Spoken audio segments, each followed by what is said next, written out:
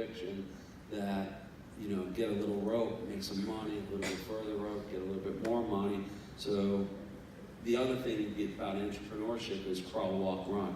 Don't try to go 100 miles an hour because I can guarantee you it will break. Thank you. So I'm going to come back and talk about the earlier part of this innovation cycle with John and Stephanie a little bit. So when we think about innovation, you know, Rob spoke about what Sinclair's been doing, and Teresa talked about with Cox. But I mean, if we, in those earlier charts of the bubble charts of the market cap of different companies now in sort of the media space, the Googles and the Facebooks, there's Amazons, different kinds of companies that are in the media space. We probably think of those companies as being innovative. They come from digital and they're innovative and they change their business models regularly. Coming to the broadcast industry and starting to compete for audiences and revenue, whether it's advertising or subscription or some other sort of monetization model. So broadcasters are in a different competitive mix. Is the right kind of innovation happening in broadcasting? Can the broadcast industry be internally innovative in a sustainable, scalable way? Or is it projects and this could scale or that could scale? Just to further complicate the question, who's responsible for that innovation? Is it broadcasters? Is it the vendor community? Is it people from the outside? Kind of just, what's the state of the state on innovation in broadcast? In 30 seconds or less, please. 30 seconds. So like that to be like yes, Everyone. no, yes, Everyone. yes, no. Everyone. Yeah, everyone. Everyone. It's the answer to the question. You know, I think the first question. There's like 20 there, so I'm going to skip some. So I'm sorry. I don't know if I can remember them all. So the first question is the industry innovating enough? The answer to that question will always be no. There's never enough, and that's actually part of what drives so many people. It's like you get closer to where you think you want to be, and it's like, holy crap, there's just more to do. So the answer to the first question is no, it's never enough. There is a ton going on. I mean, you've got examples sitting here on the stage in many different pockets. But the answer to that is no, there's never enough innovation going on, but there is a ton of innovation going on, in particular in this ideation phase. The second part of that is in the ideation piece, you have to, and in that concept of crawl, walk, run, you have to deal with a lot of little things to figure out which ones are going to make it to the walk stage. You know, it just can't be like, oh, okay, all eggs in one bucket, and you know, let's go. So you're trying to answer very simple questions as fast as you can across multiple things, and when you get to a no on one, you drop it and you move to something else. And so you see that. So part of that ideation phase, and what we try to do is, you'll see us get involved into a lot of little things. You know, some of the programs that we flash on the screen, for instance, like the Innovation Challenge, and Rob, you actually helped us, you know, look at some of these things. The whole notion of that is, let's define a question, one question, and then let's see what anyone else would come up with as an idea of how they would address that question. And it's a really interesting way to do a couple of things. One, what do people who are in our industry think about that and how they approach it? So that's one aspect of it. The second one is, what does someone who knows nothing about our industry, what do they think about when they see that question? So there's learning that goes on there. And then it's, what can we do to help them at least advance that idea that they may turn into something else, or that some of our members or someone else picks up and it launches another idea. So it's just this chaotic kind of cloud of ideas, because you don't know what one is going to lead to another, or what one idea is going to take off running. ATSC 3.0 is a great example. I mean, a lot of people are just starting to hear about that. That has been going on a long time. And there have been many, you know, steps along the way of trying to define and understand what those opportunities are there. But because we've been doing it so long, we're in a position that you can start taking advantage of it now. So I don't know how many questions I just answered, but there's these pretty good. You might have some more to add, obviously. Yeah, I mean, I think you covered a lot. But you know, I just think back to sort of my days at Verizon and from within a large company, trying to innovate, and what you said earlier is, you know the space and you can see the gaps. And I think, one thing that I'm still trying to figure out about broadcasting and how, teams are organized is, are there product people, right? Like, what are the product people? And there probably is a lot more product now on, I think, the digital side, but product folks have a, I think a unique skill set in terms of, seeing, building something, right? Building a business, building a product, building a service for a consumer, and seeing those, needs and going through the process that Rick laid out earlier. But I think that it doesn't just come from, when I was a product manager early on in my career, it doesn't, the ideas don't just come from me, right? It comes from going out and talking to people, right? Looking externally, and I think that's one of the reasons that it was so important for NAB to establish Pilot and the Pilot membership of bringing in the outside voices. Because if you're just talking to yourselves, you're gonna get nowhere. So I mean, you do have to look externally and talk to your customers, to look at what trends are going on in the market, and identify some of the opportunities that'll lead to the ideation. And I was going to say, and Rob, you said it's about having conviction. I'll tell you a very brief way I described it to the students at UNC. I was in the journalism school, and when you talk about journalism and entrepreneurship, those two things don't always go together for a host of reasons. But I would have students that would come up and they would say, well, I don't know how to do math. It's like, okay, that's the dumbest thing to ever say, but that's fine. But it's journalism. Not that you're dumb or anything. I mean, but it's about conviction. And so to answer the question, who's responsible for innovation? What I would tell them, and I would say, find out what your conviction is and take the same approach. I would tell them, if you are passionate and believe in the purpose of journalism, then it is your responsibility to figure out how to keep doing it. And it's that kind of conviction that will push you and anyone who else has that same conviction to figure out those steps and the things that will work out. Sorry.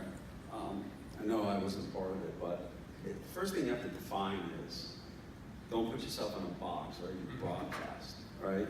So to me, how we define ourselves is we're not a television station, we're a content center. And that content goes to all screens. So anything that has audio and video is television in 2019. If you want to pigeonhole and say, I'm this box on the wall, we all lose. So you gotta throw that thought process out and understand the fact that innovation starts with the fact that we're not just something that sits on a wall. Yeah, I think the only thing I would add to that is I think that the willingness to change is such a key part to both innovation and entrepreneurship. And I think that when you have an industry that's still as robust as broadcasting, that willingness to change isn't always there. And so I think the ideas are good when they come from within, and it's such a small industry in some ways, it makes sense that they do, because again, we know the business the best.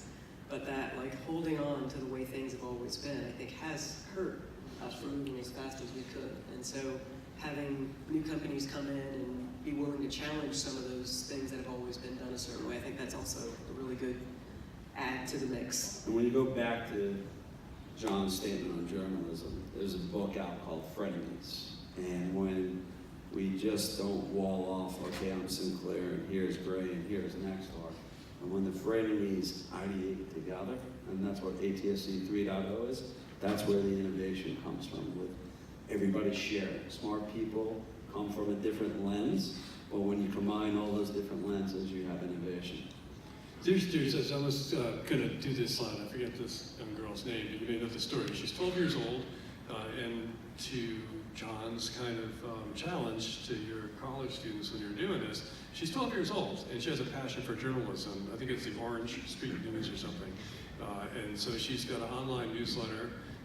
She has an email list, and she goes out and she pesters, queries, hard questions to mayors and police chiefs and stuff like that, uncovers stories, publishes them, and she's going to be the commencement speaker at West Virginia University, or maybe already has, but we'll do that soon.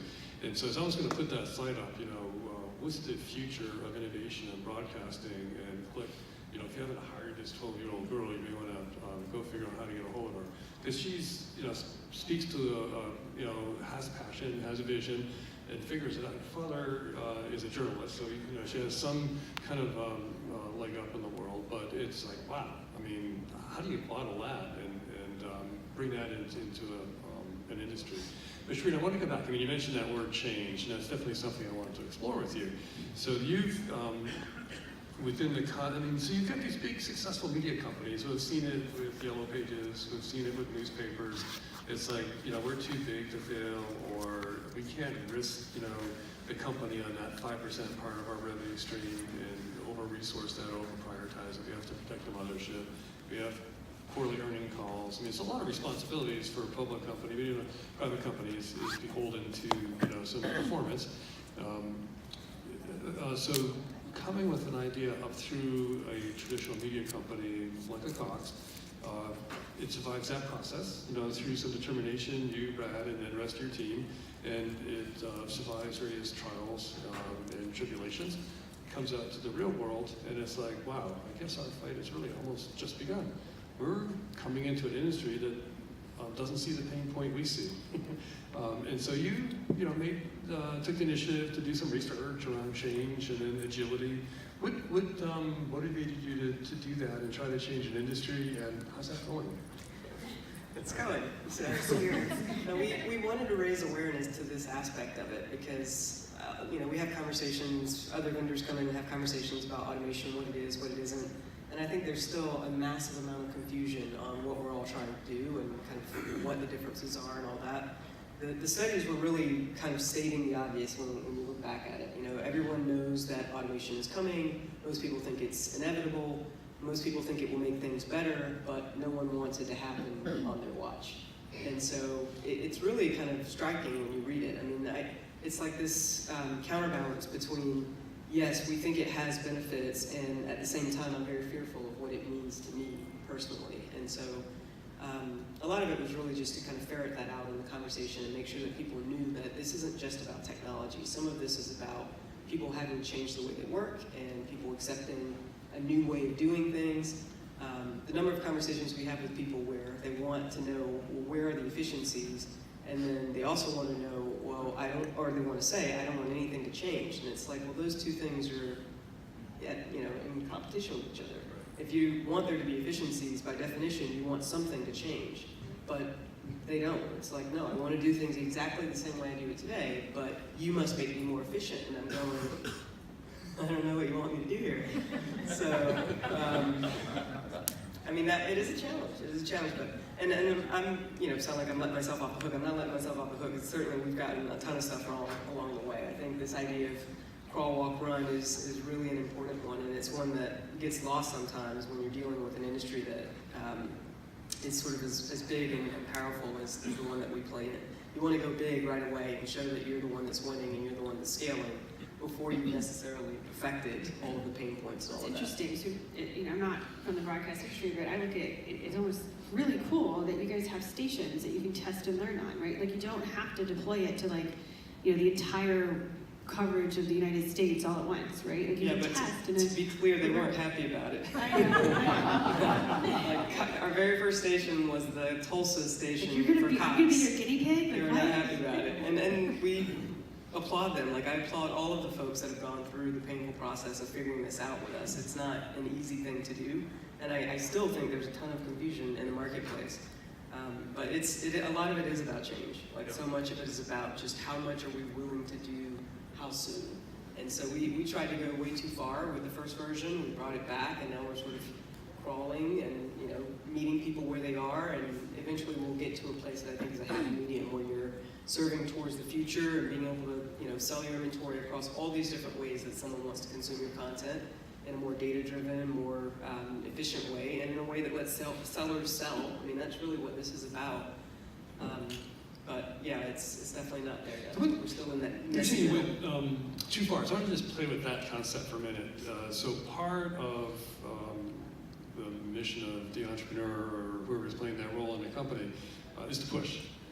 So how do you read that kind of tipping point between pushing to make positive change happen versus realizing, ooh, too much, too fast, I have to change my approach? What do you look for to understand you're at that moment and make a decision? I think as long as everyone's a little bit unhappy with you, you found the sweet spot.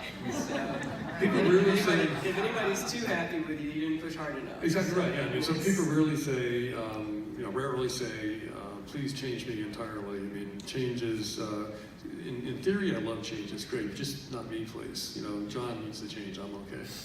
But what happens in the lab is not what happens in real life. So that's where the proof of concept stage comes, and you take small cluster, whatever you're trying to focus in on, and what's working, what's not working. And we did it with video as well, and with our national team, and onboarding, and how do we become lean, how do we expedite it and not drain the resources. And I think we did 10 and we got our learnings, and it became easier to scale. If I said go do, nobody can handle our scale of 193 stations. We would break most companies because there's no way they could hit a timeline. So you have to pace it properly, and then whoever I deal with has to be open to corrective criticism. It doesn't mean your product sucks or it's terrible. It means here's what I'm hearing back from the end user, right? You can't stay at this 50,000 foot level. You got to come back to the ground and say, okay, we imagined this in the lab. This is not how it's working. Let's go back in and make a corrective course. There's you mentioned ATSC 3.0, and that's kind of alive and thriving in imaginations and some deployments early days. It requires risk and capital and imagination, and all of you have touched on that in various ways. But just use that for an example of kind of a technology platform change that gets us off that screen in the wall, as you were saying, into different areas. So it's sort of interesting to me the way people will phrase that, and it's a lot of different ways. But one of the ways is, 3.0 is part of the future of TV broadcasting and beyond, most likely. I probably believe that. How soon is it going to come? What is it going to look like? I don't know. Could you just please tell me what the killer app is for 3.0? Is that a concept of the killer app? I mean, is that a killer app? I wouldn't actually tell anybody. Well, wait a minute. You just said we could share it, right? The first aspect would, and I've lived in one shape or form for 20 years. ATSC 3.0. It was. And also not just 3.0, but just that concept of the killer app too. But well, yeah, good. Yeah, but it might not be a killer app, right? So ATSC 3.0 is about bits, okay? So I look at our company as we're farmers, okay? And how do you want to farm your land with those bits? So a killer application might be any streaming company that doesn't want to pay an ISP fee leases the bits from broadcasters. Or somebody wants to compete against SiriusXM and you want to lease our bits, as a group of broadcasters. So we're still farming and we don't know what the fields are going to show us. However, we do know that it'll allow for one-to-one addressable, personalized content. And in this ADD world, it'll allow for short form, long form, in the car, out of the car, on the mobile device. And that's where you have legs and longevity in this business. That's why Sharita's company on the TV side, they didn't think they could scale, so Apollo came in. Private equity hasn't been involved in the broadcast business for a very long time, and now it's back.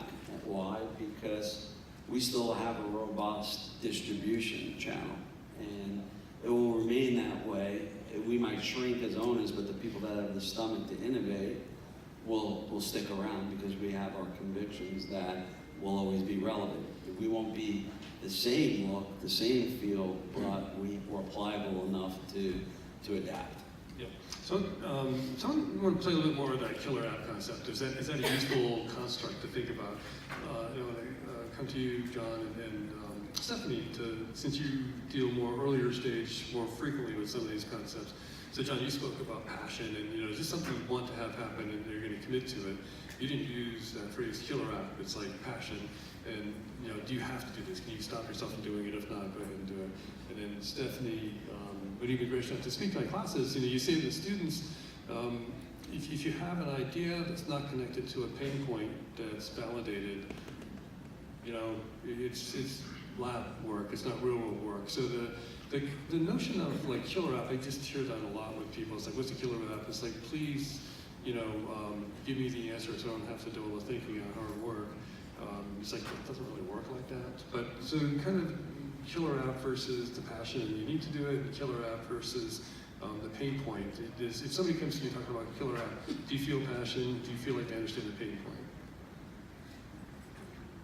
So, I mean, I can relate to my time at Verizon where I had to figure out a model for content providers to make money on mobile that was still in line with the customer experience. And so, you know, when we were trying to get data and content onto the device, there was a lot of, well, you know, if you're going to do content and you're going to put news should be on mobile web, and weather should be on mobile web, and everything else should be in an app. And this was before the iPhone actually came out, and there actually were app stores, believe it or not. And you know, it was always very, you know, and I'm like, wait, why?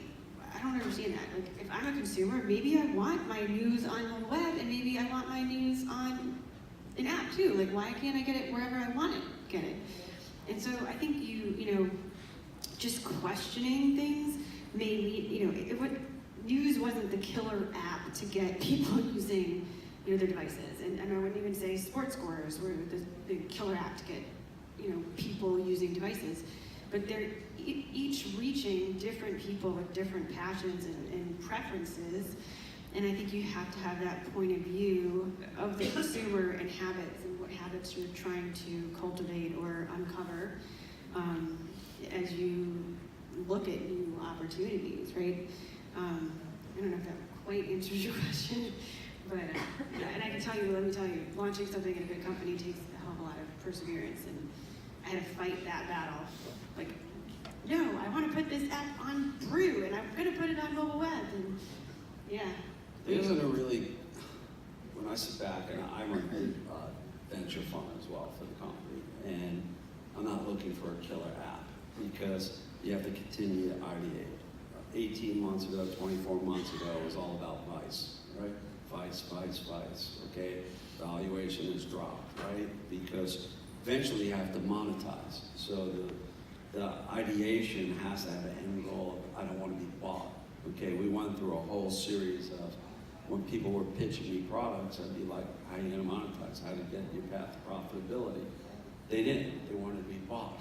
And the greatest way how to fail. So for us to be successful is your content has to be relevant by screen. So from Stephanie's former company, Verizon, they learned a very hard lesson in Go 90. First of all, unless you're us, you don't know what Go 90 means, okay? Yeah, Second I wasn't is, there. I wasn't on that they team. were Just charging, saying. they were charging data fees, which could be exorbitant to watch long form content. And all you had to do is have your kid get banged for a $900 bill and you could hear the screaming inside your house. So you have to deliver the right content to the right screens. And it's not as easy as I just said it is, right? And there's gonna be a lot of failures and you gotta, you know, in this world you need a data scientist. My belief is you need a behavioral scientist as well. What's going to make somebody click in? Is it you've won or you earned, right? And you need that study. We have always just run 30-second commercials and said, okay, that's good. You know, I'm hitting the top of the funnel. But the digital guys, and it's a good, I wear both hats, so I'm able to bring my perspective from the digital world that it's not just about the ad, it's what's said in the ad. And if we want to remain competitive, then you have to understand what Fang is doing. And you have to invest and not let them come underneath you. Yeah, I don't. The notion of a killer app, it's a fool's errand, right? I mean, just to go get one app. I mean, that is, to me, that is not this concept of trying things and trying to figure out where the market's, you know, taking what customers are coming back with. I think if you go back in our industry for like 50 years or 100, the killer app was TV or radio, and it was very easily defined. But now, you could ask anybody in the room, like, what's your killer app? And we'll all have different answers. And so that's why if you're on the search for a killer app that solves everybody's woes, that doesn't work. Even the antithesis of innovation, right? It is. And even looking at the big companies that we come up with, you mentioned Fang, you look at Google or you look at Apple or Amazon, they don't have a killer app per se. I mean, don't get me wrong, Google search is a pretty killer app, but I mean, they do a lot of other things as well. Yeah, but they're being disrupted by Amazon, Right. which is now search is moving to Amazon because I'm looking for commerce and to buy something, right? So even they have to innovate. A perfect example is the gaming world, right? I got the great app, it's called Angry Birds, and it's hot, and then it dies. Oh, I got the next one, it's called Fortnite. And If we sit here next year, I guarantee you it's not Fortnite, it's something else. Everything runs its course, so what's next? If you're not always challenging what's next, that's how you got it. I'd like to spend a little bit of time on that innovation cycle, how things bubble up, and then tests that need to get met to go from the lab to the real world kind of thing. So I'm sure from your perspective, I mean, you're coming up through a major company, an idea, and tell us all the secrets, please. How did that process work? So like, you and a small team have an idea. What challenges did you have to meet and overcome to rise up to the company, to then have the chance to try it in the real world? And then there's a whole new set of, trials by fire in the real world too. But what's it like being an entrepreneur inside a big successful company? I think it's different at every company. So a lot of your openness to entrepreneurship and innovation has to do with your culture.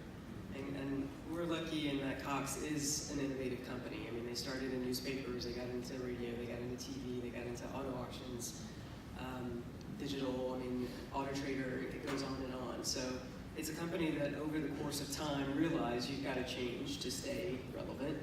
And so, we've sort of embraced this idea of people launching businesses inside the company, and it's a kind of well-tested avenue that you can go up and seek funding, and usually you have to have someone from your division as an executive sponsor, and we were lucky to have that. But I would guess that it's different at every single company just based on the interactions that we've had with all of the different clients that we have. Some people have a very formal process, some people, I don't think of our process as really all that formal. I just think there's a true openness to it because it's been done before successfully. Auto Trader was birthed inside of Cox as sort of a disruptive innovation, and it became a very big success story. And when you have even one of those, because we've had some massive failures along the way too, but when you have even one huge success like that, it really does open the door for anyone inside the company to launch a new idea and get it birthed. And we came behind that story and were able to do that. It's all about the C-suite. What does the C-suite want? And our CEO, which he probably doesn't like the title, is titled the Next Gen CEO. But as the Next Gen, because he's a banker and he knows what kind of velocity he wants in deals, we've set up 6 different initiative groups where we have different walks of life. So there's a marketing group, there's a content group, there's a news group, and their job is to ideate on new concepts.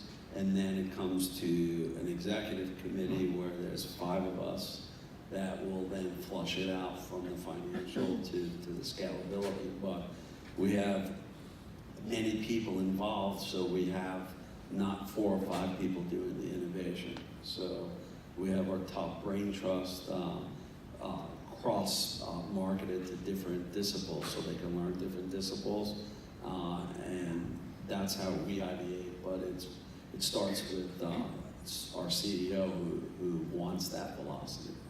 And that's, so the concept of culture, and you spoke before to the ecosystem a little bit, and John and Stephanie, you have too. Let's talk about that a little bit. So inside of a company, you've got access to certain teams and resources. For John and Stephanie, part of what you're doing is trying to surface things that may eventually become interesting to a Shrita or a Rob. What does that community look like, and how do you decide who deserves to go to the next step? I can talk a little bit about that from a Sprocket perspective. So, like we said earlier, innovation can come from anywhere, whether that's internal in the company or external from, startups that are looking at the market. And with Sprocket, we specifically look to understand our corporate partners' pain points, their internal needs, and then look at startups from an external perspective to see how those folks might help. What Sprocket also does is sort of brings together, sort of, I guess as Rob would say, frenemies, to have those discussions and understand where there's opportunities and see, hey, oh yeah, like there's a bubbling up of needs over here that I think may, 70% of your needs are going to be the same across any company, but there's power in that collaboration and that community aspect of it, in terms of seeing the innovation and being exposed to it and then being able to identify, okay, these are where I want to go, right? Whether that's through a company, internal or external. You know, for us, the process for how do you identify something and then, you know, what gets to move forward, it's a little bit of a groundswell, right? You get lots of ideas in, but you have others that are, that want to jump on and start pushing some of those ideas, which is good because then you have other people that make commitments to that. It's not just oh, John thinks it's a great idea, so we just go do that. Like, that's almost crazy. I mean, the notion of having an idea bubble up and then having several people look at it and examine it and question it, that actually makes a better idea. So, I mean, so at some level, you take a lot of these ideas, in my job now, so in college, you take a lot of ideas from a lot of places, and quite honestly, you socialize them with other places. You socialize with other companies, you socialize them with all over the place, just as like, You start to see trends, right? Yeah. So you see like, oh wow, there's like bubbling up over here. right, you know, for me, it's almost like any idea that comes up, my first inclination is not to try to figure out how to get to yes. I want to find out as many no's as possible. I mean, it's like the exact opposite, and that's not in a bad way. It's like, what are all the objections? What are the ways this is going to go wrong? And then, if you can identify that, how do you mitigate those? And You so, do well at Verizon. Yeah, you get lots of no's. Like it goes back to the perseverance. right, but that notion of, you know, something, it bubbles up and it's organic, and again, multiple people get involved. I think that's a thread you've heard, you know, this happening through everybody. There are multiple people involved along the way. It's not a solo sport. But yeah, it really is about identifying who's passionate about it. What are the ideas that can really thrive, and what are the ideas that have some legs. I think going back just to build on it, it's like, you know, when you're passionate about something, that passion and perseverance is infectious, right? And so when you're like, oh wow, this is like, you're so excited about this idea, and you've gotten no's, and you're still going after it, and you get another no, and you're still gonna figure it out. You're gonna weave and build something better, and other people start to join you, and you start to convert them into yeses. And sometimes the passion is better than the idea. So it's like, okay, so I like your passion, but your idea is not that really good. Let's channel that passion somewhere else. And that's good. Like that's again, it's back to the people concept of it. You have really smart people that are really passionate. Okay, let's make sure that we're helping support them in the most appropriate ways. That falls on the pick your battle, right? Live for another day, right? If you can't build a consensus, even if you have that passion, it's destined to fail. So read the room as well, and don't let it ever take away that innovation, but live for another day. And kind of curious for your perspective on this, Shrita. So we've got talking about this kind of entrepreneurial energy, which you've achieved within a company like the Cogs. At some point, you're going to get to a decision where you'll be getting to a scale where we could build it, but maybe we should buy it. Maybe you start to look at innovation from outside, kind of your own experience and team that you built up, and say it's easier, faster, better to go buy something. How do you start? I mean, as an entrepreneur, how do you start to break away from your own passion and say, I really do need to look at that other team, and they probably can solve our problem nicely. We could probably do it better, of course, but it's good enough and gets us to market faster. How do you? I mean, you probably are anticipating those kind of things. What mindset do you bring to that? Yeah, we've had many of those decisions along the way already. I mean, they don't always work out, but there's certainly been companies that we've wanted to acquire, but it has to be, something that makes sense, in terms of the overall deal and all that. But I'm a big believer in the speed to market and just how well someone is solving a problem that you see versus how you would be able to solve it. And sometimes just the fact that someone doesn't have the, kind of overhang of a larger company and, tentacles to a traditional company, they might be able to come at something in a much cleaner way than someone that's kind of hooked into this larger organization. So we try and form partnerships, we try and form commercial relationships that give us those inroads with companies that are solving pieces of what we need to solve. I don't think that anyone solves it all themselves, and I think the companies that are most successful at continuing to grow their growth curve and stay relevant, there's tons of acquisitions and partnerships involved in that, and I'm a firm believer in that. I came out of strategy and corporate development, so of course I believe in doing deals, but I do think that you sort of get inwardly focused too if you don't do that well. If you're not constantly looking and partnering and talking to companies outside of yours, it's just so easy to start to think that you have all the answers, and I don't ever want to fall prey to that. But it's hard to get deals done, even when it makes sense for both sides. It can be difficult because one side may think they're worth $1 gazillion, and I don't have $1 gazillion to spend. So.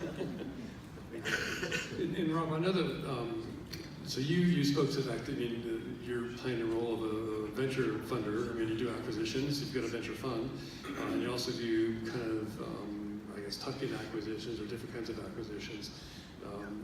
And so you're bringing in different cultures. We were talking about that, and I know culture is important to you. You're trying to imbue a large organization with digital DNA and see what that graft actually takes.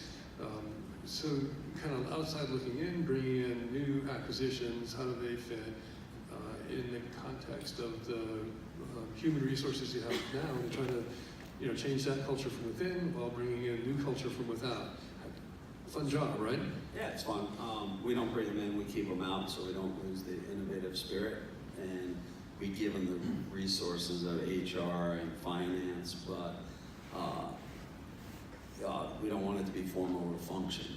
And so, I look around the room and everybody, except for one person, doesn't have a tie on. And so if that's not the spirit, I don't want them. It took me 6 years in Baltimore to say that you could come to work with jeans on and it's okay, you're not ostracized. And I'd walk in there and it looked like I had two heads. And so, we bought a telemarketing and an ad martech company and left them in Seattle, didn't merge them in our Seattle operation, left them there.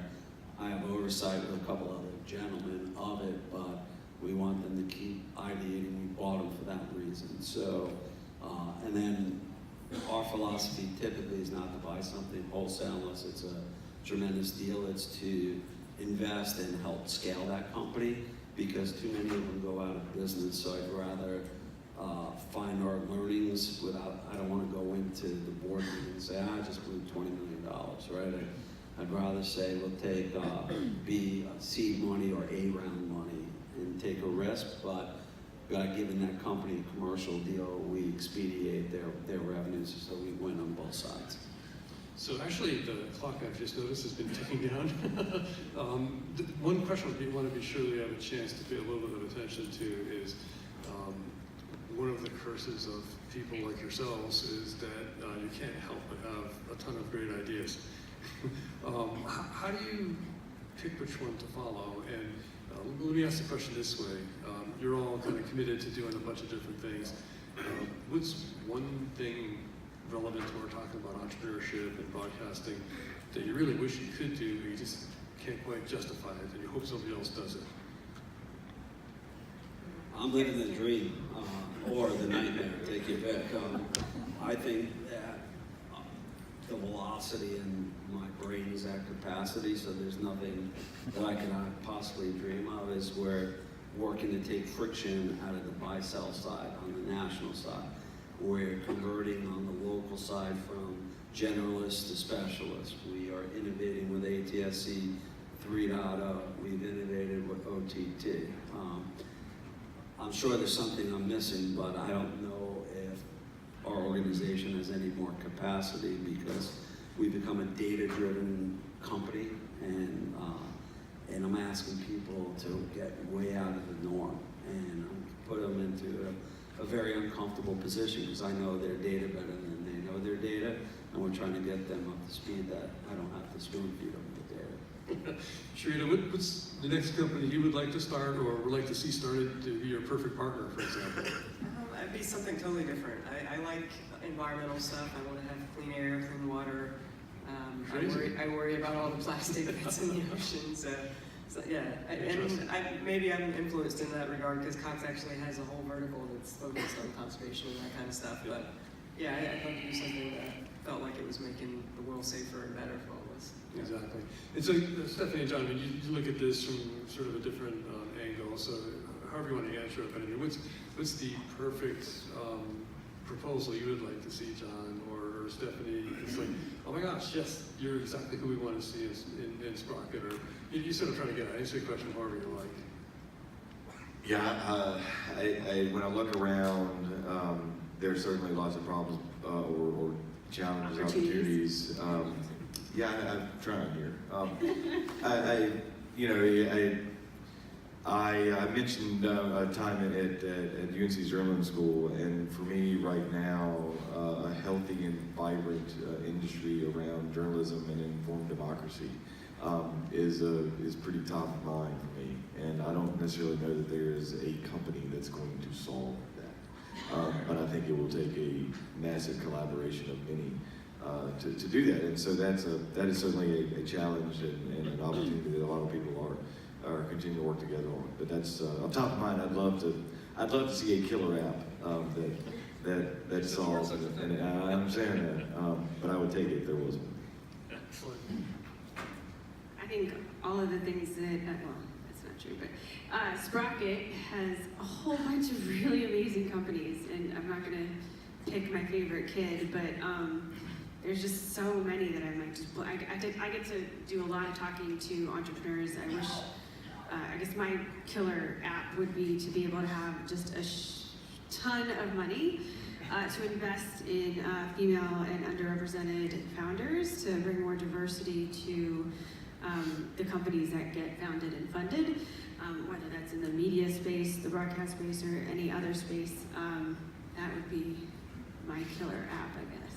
Cool. So, just one last thought on that is, since this is being taped for classes, I'd actually like to see the NAB do the recruiting from the media seniors that are graduating, and not just on entrepreneurship, but on our industry, recruiting, and understanding how to manage the millennials, right? And they're smart. They will want to work. They want different environments. They don't want cubes. They want open collaboration, and really foster of how best to get this next generation to be productive. So I think that's a challenge I'll throw out since I'm being taped to the NAB. Duly noted. Did you hear it? I did, absolutely. All right, well, let's close with something hopefully a little bit fun. So in theory, this I thought that video... was the fun part. What? No, what? So we'll use part of this video for this online course on entrepreneurship for broadcasters. So this will probably be used in the early part of the class. So looking into the camera, why should they go to the next lesson in this course? What should they look for? I'll jump in because this is actually something I coach people in the interview. What are you going to teach me that I don't already know? That's why they should go to the course, to learn something that they don't already know. Yeah, I would say just always be learning, right? That curiosity is what fuels entrepreneurship, right? Like you're asking questions, you're learning, you're absorbing, you're observing to see where those opportunities exist. I would just hit on what we said earlier around commitment, and that if you're not willing to go to the next course, then you're probably not all that committed. And I think to go along with that, understand that you're going to be wrong way more often than you're going to be right. And so the only way to do that is continue, again, back to this continuous learning, to always try to figure out where you are wrong, because you're always going to be wrong. That may have been it, but any last thoughts you want to share, things that we didn't quite have a chance to touch on before we close the session out? I just thank everybody for the invite. It was a great discussion, and we are in the greatest industry. I really believe that, and we have a lot of innovation going on, so we shouldn't close our eyes to that. Yeah, I would just say a big part of entrepreneurship and doing anything in the world to solve something, I think, is truly solving a problem. And so much of us jump right in with the scaling side of things and the, how to make a bunch of money side of things.